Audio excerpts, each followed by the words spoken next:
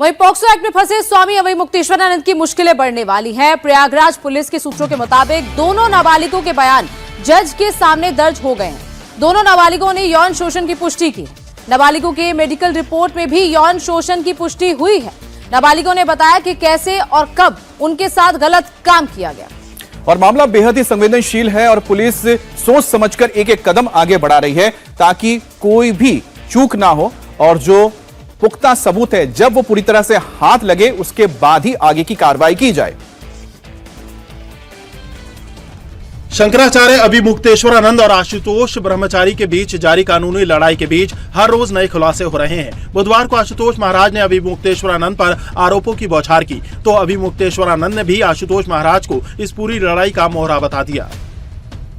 जो इन्होंने किया है, जो अभियुक्त के नाम आए हैं उसमें प्रकाश उपाध्याय हैं, जो बाढ़ पीड़ित इलाकों से नाबालिग भटुओं को लेके आते हैं, खरीद के लाते हैं आश्रमों में रखने शिक्षा के नाम पर। फिर उनके साथ जो वीआईपी आते हैं उनको कुकर्म के लिए पेश करते हैं, रात में परोसने काम करते हैं।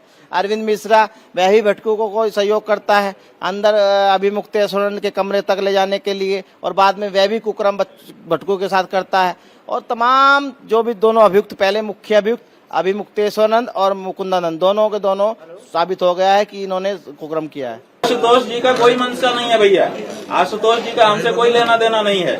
उनको किसी ने प्रेरित किया है, वो मोहरा बन करके ये काम कर रहे हैं क्योंकि उनको ये सब आता है। झूठ कैसे धड़ल्ले से बोलना, निर्भीक होकर के, ये अपराधी प्रवृत्ति का होने के कारण उनको आता है।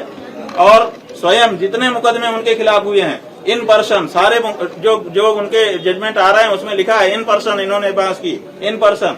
तो वो इन पर्सन करते हैं, इनको कानून की बड़ी जानकारी है। जैसे कोई रोगी आधा डॉक्टर हो जाता है, ऐसे ही जो अपराधी है वो आधा वकील हो जाता है। तो वो कानून के जानकार हैं और धड़ल्ले से झूठ बोल लेते हैं, फरेब कर लेते हैं। इस गुण का उपयोग करके उनसे कोई न कोई उनको मोहरा बना करके काम कर रहा है। प्रयागराज के झूसी थाने में पॉक्सो एक्ट के तहत मामला दर्ज होने और पीड़ितों का मेडिकल होने के बाद प्रयागराज पुलिस के सूत्रों के मुताबिक बुधवार को दोनों नाबालिग लड़कों का जज के सामने बयान दर्ज कराया गया है।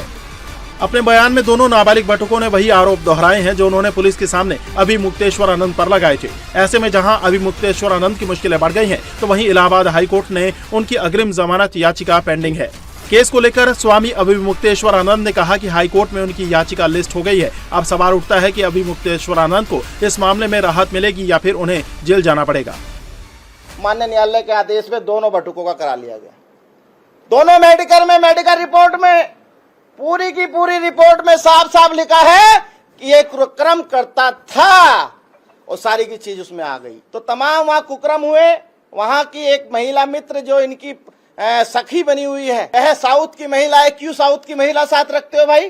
किसने बताया संत को अपने साथ महिला 24 घंटे रखने के लिए? और इतना ही नहीं, उन छोटे छोटे बच्चों को ले जाने के लिए। बात यह है कि जब वो बच्चा हमारे पास आया ही नहीं, हमने अभी आपको बताया कि हमारे अधिवक्ताओं ने बता दिया कि सारे प्रमाण इकट्ठे हो गए, वो बच्चे उसी के पास थे, आपके पास नहीं थे। तो इसका मतलब है कि उसके साथ अगर यौनाचार हुआ है, यौन दुष्कृत्य हुआ है, तो वो जिसके पास थे उसी ने किया है। ऐसा है कि हाई कोर्ट में केस लिस्ट हो गया है, कब सुनवाई उसकी कभी भी सुनवाई होगी, लिस्ट हो गया है। आशुतोष ब्रह्मचारी ने अभिमुक्तेश्वरानंद पर अपने आश्रम में महिला मित्र रखने का आरोप लगाया था, जिसको लेकर लेखिका भूमिका द्विवेदी ने कहा कि वो कभी अभिमुक्तेश्वरानंद से नहीं मिली और ना ही वो उसे जानते हैं। हालांकि भूमिका ने ये जरूर माना कि वो अभिमुक्तेश्वरानंद के आश्रम में गई थी।